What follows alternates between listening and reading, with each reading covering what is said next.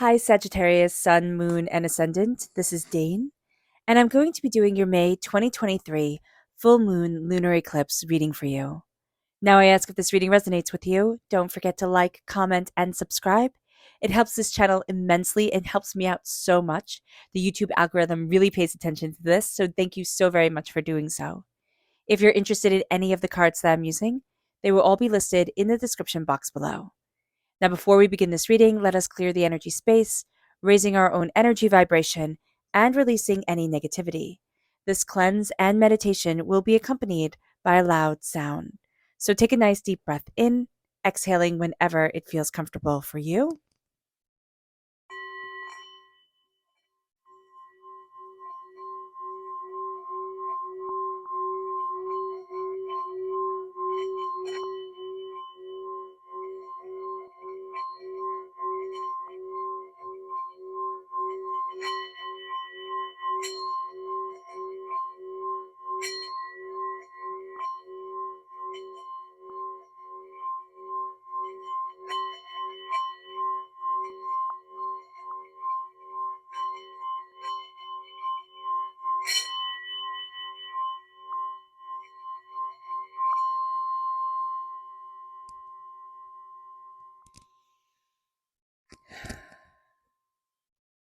Releasing all negativity from the body like storm clouds, letting yourself feel calm, centered, and at peace as we enter into this safe and loving space.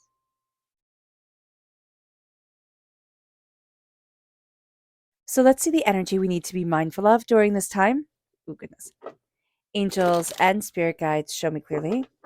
Guide this reading and show me clearly, angels and spirit guides. Here we have the Nine of Pentacles reversed. We need to be mindful about being very focused on the past, on the future, but not in the here and now. And that's going to be something that we find a little bit tricky, that can be a little bit like intense during this time, to be present right here, right now, and not be worried again about the past or about the future. So just know that about this moon. And it's going to be from the full moon to the full moon. So, and a lunar eclipse makes the full moon like super, super intense. So just know that about this time. Let's see what spirit wants us to be aware of. Angels and spirit guides, show me clearly. Guide this reading and show me clearly, angels.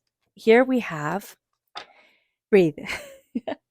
I laugh because when I'm upset or when I'm, nervous about something or, trying to do something, I tend to hold my breath and I just see that. And so spirit is saying here, breathe. It's going to be one of the first things you forget to do if you're like me, right? Or even just if you're in a tough situation, breathe and center yourself. It's going to be so important. Let's see what the tarot has to say. Angels and spirit guides, show me clearly. Guide this reading and show me clearly. Angels and spirit guides. Angels and spirit guides, show me clearly. Guide this reading and show me clearly.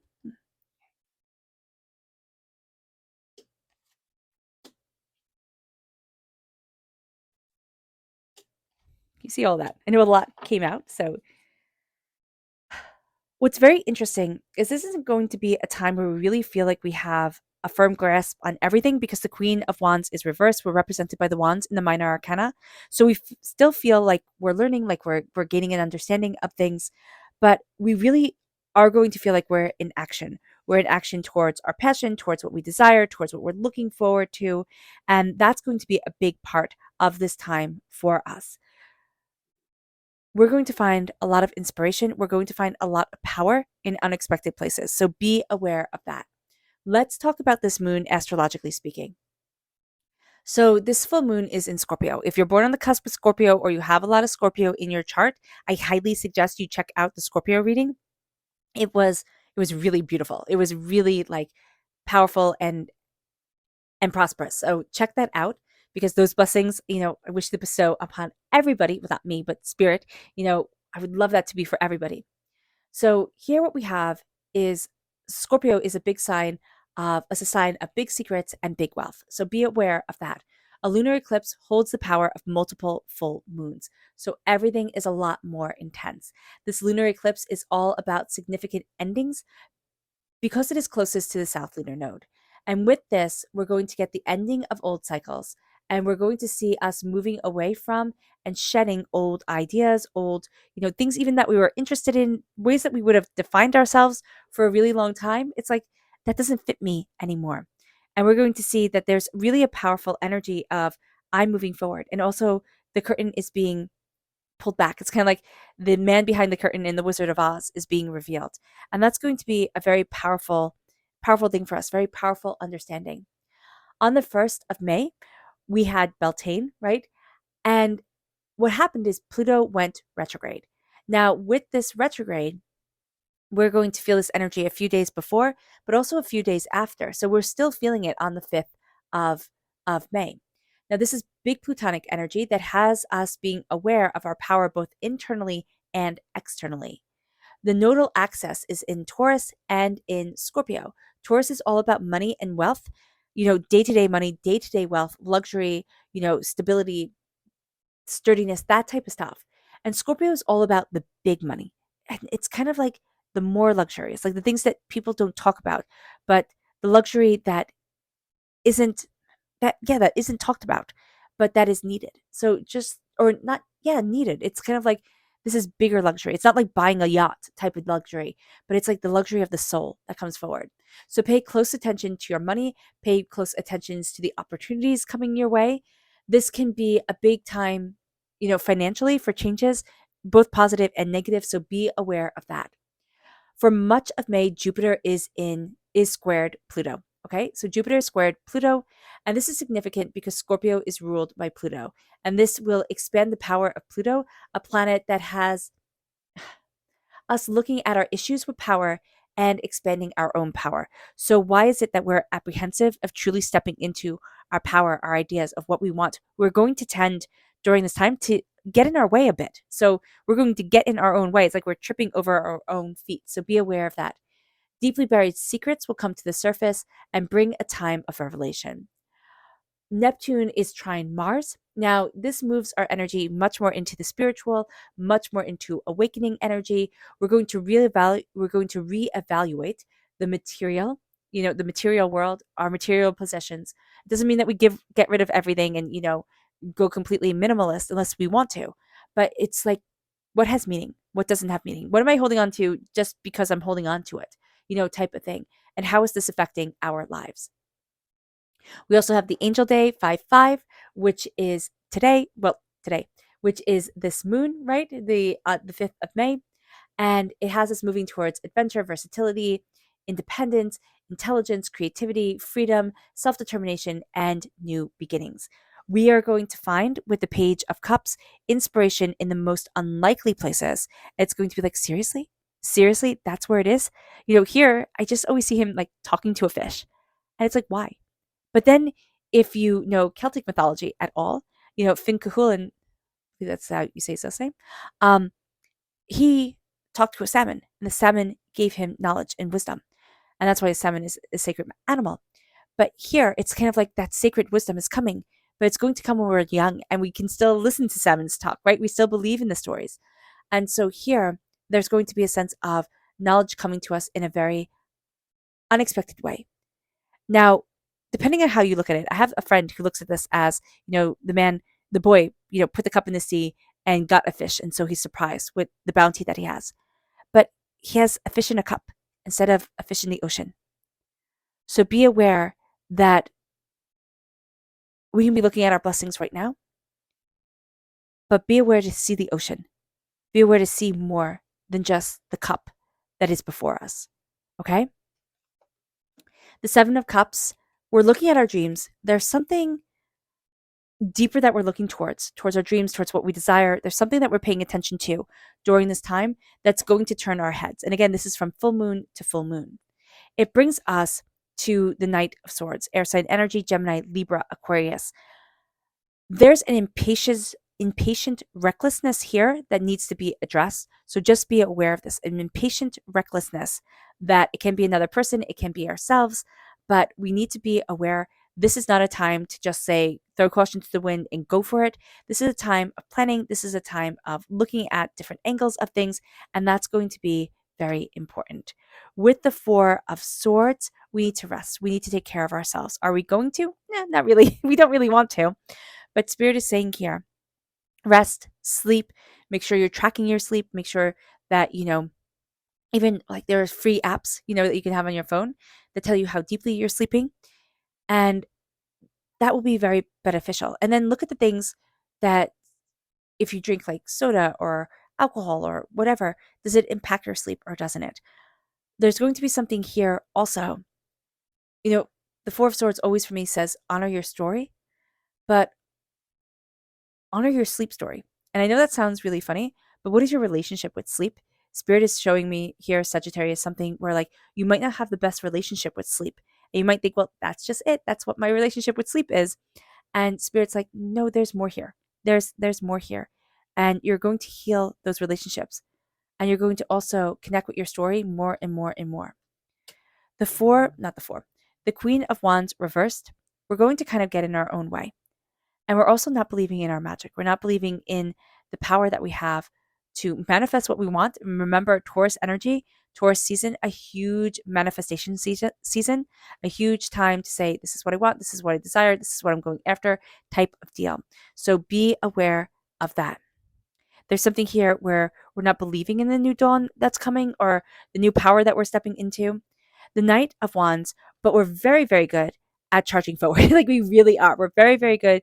A little bit being hot-headed. That's something we have to be mindful of during this time, but also being very protective, being very driven, saying, you know what, it might not be perfect, but I'm going to keep on moving forward. And that's actually going to serve us well as long as we don't let our temper get in the way. So be aware of that. With the High Priestess during this moon, and again, from full moon to full moon, there's going to be a revelation. There are going to be the curtains pulled back. You're going to be looking at things differently. And it's like, oh, well, I didn't see it like that before. I didn't know that, or I didn't realize that. And there's just a sense of like going deeper. And you might not make sense of it all right now, right? You're getting pieces, pieces, pieces. But I'm just thinking of the Oracle of Delphi. That's always how I see the High Priestess. And people would come from all over the ancient world to hear her words. And she would tell you, what Spirit told her or what, she saw. And it would be a lifetime of putting those words together and seeing how they all fit. And there's something here where it's a lifetime of putting the pieces of the puzzle together. So it doesn't matter your age. I know we very much focus on age and it's like, oh, well, I'm not here at this time. I'm not here at that time. Let the age go and let yourself look at what you're discovering for you to step forward in. Because there's something that is revealed and it's something that is pulling you out of the way that you normally look at things. Your third eye is also being opened. And there are third eye meditations online that you can do. You can also tap your third eye for awakening. Okay. That could be very beneficial as well. But there's a sense here of an opening of your insight, of your ideas, of your knowledge for yourself coming to. That could be overwhelming. So do be aware of that. Let's see what Spirit has to say. Well, what the moon has to say for herself, angels and spirit guides. Let's see. Angels and spirit guides, show me clearly. Guide this reading and show me clearly. Angels and spirit guides.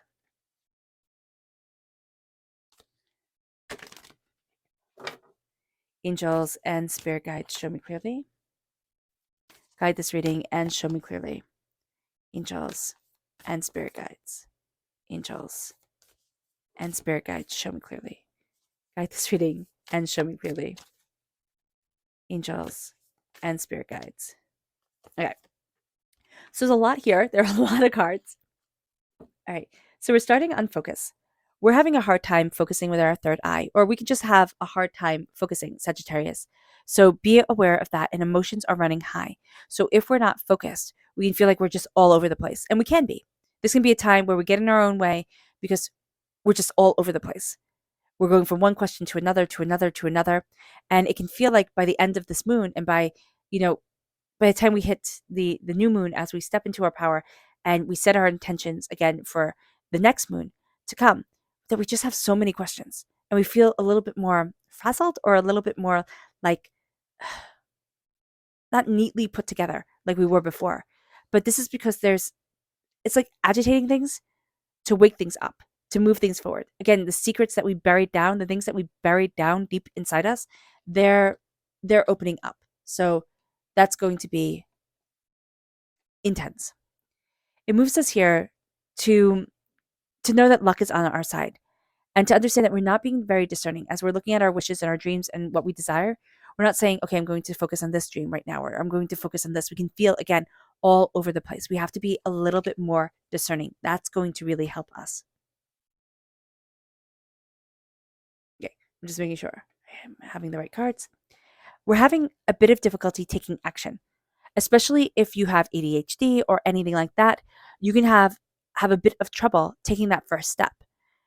You and your loved ones are safe, meaning you're okay. That can help, especially since we can feel rather chaotic. It's like, well, if I'm going to take the step, I'm just going to go all into action and see what happens. It's like, no, no, no, no.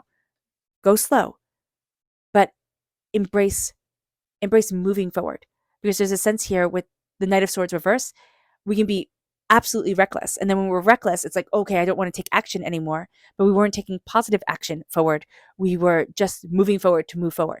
I hope that makes sense. A personal journey reaches resolution. It doesn't. Okay. And I don't mean to be harsh about that, but it's reverse. So it doesn't reach resolution, but we're looking at the void. And as we embrace the void, what we're going to find is we're embracing the emptiness. We're embracing the quiet within ourselves. And what we're going to see is we're going to see the issues that need to find the resolution coming forward. And that's a lot of what this year is about. It's like, what is it within us that needs to be healed? What is it within us that needs to be, understood, empowered, so that we can build a fantastic 2024? And I know people are like, oh my gosh, I'm tired of waiting for a fantastic anything. But there's a power here, an insight, here that is coming forward, that's saying, like, don't worry. Don't worry, you're building something. There's a very firm foundation that we're going off of. There's also very strong Cancer energy here. So if you have Cancer in your chart, that's coming through very powerfully. The end of a rough cycle approaches. This is reversed. Okay. So we're still going through a rough cycle. We're still, looking at things with intensity and questioning and seeking. But we're also finding peace in our journey, in everything that we've been through. And it brings us to a place where we start to look at ourselves and say, what really matters is self-love. The energy is gaining momentum. We don't feel like it is. We don't feel like we're moving forward, even though, it's with the Knight of Wands. We are moving forward. But if we start loving ourselves, if we start connecting with love, that starts changing the game. Purity. Purity is very important. And I know purity kind of has a weird connotation to it, but there's a sense of like a purity of intention, a purity of what we desire. It's not for the ego. It's not for anybody else. There's a real sense of, I am stepping into this power because it's my calling. And it says here, step out of your comfort zone. And that's what we're going to see during this time. It's like, step out of your comfort zone. We've been in our comfort zone enough. We've been, kind of stagnant enough. Now it's time for us to step forward. It brings us then to our subconscious message from Spirit to be mindful of. And it's the Six of Cups. We're living a lot in the past. And Spirit's like, be mindful of this. Be mindful of the past holding you back. It's time to move forward to the present. Or we can even, like, for some of us, we can be very much living in the past, but also like children. Okay, I'm just seeing here, it's like it could even be a want of children or a this of children. And there's a sense of like, okay, I know what I want, I know my intention. But the longing and the chaos and the fear that's coming forward, that we have to look at as well. We have to release it. And it can't even be not the longing of children, but it can be the worrying over our children. It can be, anything related to children where it can just start to like take over us. So be aware of that. Our subconscious message from Spirit is Goddess reverse. We're having a bit of difficulty connecting with whatever Goddess means for us, our sacred feminine energy, our Goddess energy. So be aware of that. And it's time to connect with the sacred feminine. That's going to be so important. This is all over the place. Trying to tidy that up. It moves us to our subconscious tarot message, which here is Temperance. That's us in the major arcana. Okay, we're represented by Temperance in the major arcana. And because it's reverse, we really do have a tendency during this time to get in our own way, to step on our toes, to be like those puppies with really long, floppy ears that just step on their ears and fall down and face plant. Like, we need to slow it down. That's why with the Knight of Swords reverse, where it's like, wow, we really want to take action. We really want to move things forward super quickly, super quickly. Spirit's like, slow it down. And then when we slow it down, we'll be like, oh, I'm just going to stop and wait. And Spirit's like, no, don't stop, but slow it down. It moves us then to our subconscious message from the moon. It's nourishment and take time to breathe out. So we are going to take time to breathe, to relax, to connect. But we also need to take time to nourish our own soul, to nourish ourselves, to feed ourselves well. Are we going to do that? No, not really. But we are going to take time to breathe and to connect. So that's a really good thing. But if we can remember also to nourish ourselves, that would be spectacular. All right. All right, Sagittarius. I hope this reading has resonated with you. I wish you nothing but light, love, peace, and happiness. May harmony always be with you.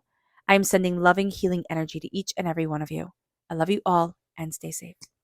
Let's end this reading with a meditation, a clearing away of negative energy, a raising of our positive energy as we embrace the power, intensity, and beauty of this time, of this moon, and of ourselves. So take a nice deep breath in, exhaling whenever it feels comfortable for you.